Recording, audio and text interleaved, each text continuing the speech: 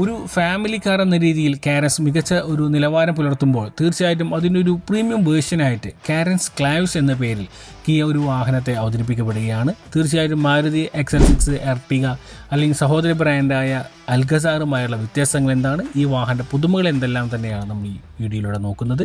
പ്രധാനമായും ഫ്രണ്ട് അപ്പിയറൻസിലും മാറ്റം കൊണ്ടുവന്നിട്ടുണ്ട്. അതിൻ്റെ ഗ്രിൽസിലായാലും LED എലമെൻസിലായാലും DRLെല്ലാം വന്നിട്ടുള്ള ഒരു വ്യത്യസ്തമായ ഒരു മാറ്റങ്ങൾ നമുക്ക് കാണാൻ കഴിയും. ഒപ്പം മികച്ച ഒരു 17 ഇഞ്ച് ടയർ സൈസ് അപ്ഗ്രേഡേഷൻ സംഭവിച്ചിട്ടുണ്ട്. പുതിയൊരു അലോയിൽ ഡിസൈൻ തന്നെയാണ് കണ്ടെത്തിയിട്ടുള്ളത്, ഡയമണ്ട് കട്ട് ഡിസൈൻ തന്നെയാണ്.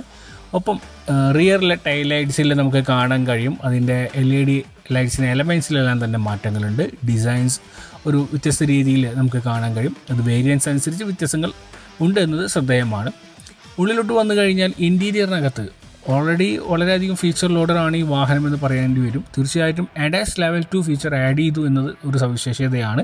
മറ്റുള്ള വാഹനത്തിനകത്തുള്ള യൂട്ടിലിറ്റി തീർച്ചയായിട്ടും ഒരു മികച്ചൊരു യൂട്ടിലിറ്റി വെഹിക്കിളാണ്. കാരണം ഒരുപാട് ആക്സസിബിലിറ്റി നമുക്ക് ലഭിക്കുന്നുണ്ട്. തീർച്ചയായിട്ടും റിയർ ACs ആയാലും അതോടൊപ്പം കപ്പ് ഹോൾഡേഴ്സ്, അങ്ങനെ ഒരുപാട് ഫീച്ചേഴ്സ് നമുക്കിതിൽ കിട്ടുന്നുണ്ട്. ഒപ്പം ഈ വാഹനത്തിൻ്റെ സീറ്റ്സ് എല്ലാം തന്നെ ഇലക്ട്രിക്കലി അഡ്ജസ്റ്റബിൾ ആണ്. വേരിയൻസ് അനുസരിച്ചിട്ട് അപ്പോൾസ്ട്രിയിൽ മാറ്റങ്ങളുണ്ട്, ഫാബ്രിക്കിലും സെമി ഫാബ്രിക്കിലും ഒപ്പം ലെതറേറ്റിലെല്ലാം തന്നെ നമുക്കിതിൻ്റെ അപ്പോൾസ്ട്രി ലഭിക്കുന്നുണ്ട്. ഒപ്പം പനോരമിക് സൺറൂഫ് ഇതിൻ്റെ ഏറ്റവും ഫുൾ ഓപ്ഷൻ വേരിയൻ്റിൽ ആഡ് ചെയ്തു എന്നത് സവിശേഷമായി പറയേണ്ടി വരും.